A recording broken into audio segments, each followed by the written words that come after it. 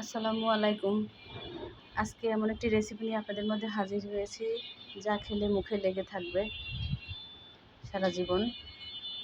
আজকে অনেক মজার মজার ভর্তা করেছি। এটা টমেটো ভর্তা, এটা রসুন ভর্তা, আর এই যে মজার মাশকালাইয়ের ডাল ভর্তা। এটা এখন করব, আপনাদের দেখাবো। ধনেপাতা নিয়েছি, শুকনো মরিচ, পেঁয়াজ।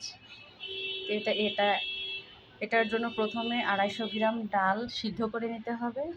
সিদ্ধ করে নেওয়ার পরে এটা হাত দিয়ে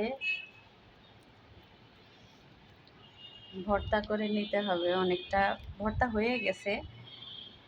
এখন এর সঙ্গে কিছু ধনিয়া পাতা,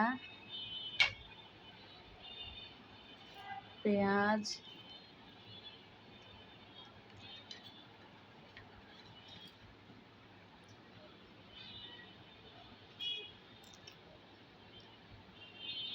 মরিচ,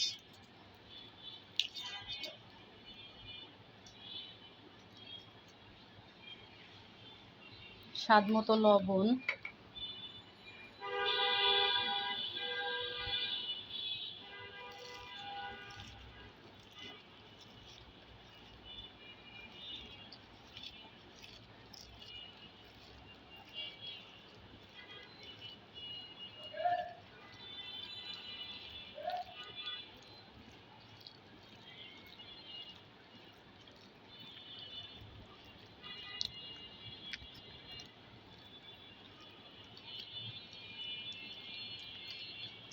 অসাধারণ একটা রেসিপি।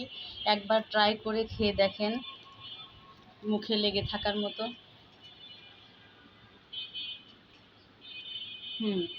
অনেক টেস্ট। তো আমার রেসিপিটি যদি ভালো লাগে, অবশ্যই আমার চ্যানেলটি সাবস্ক্রাইব করবেন, লাইক করবেন, কমেন্ট করবেন, শেয়ার করবেন। আল্লাহ হাফেজ।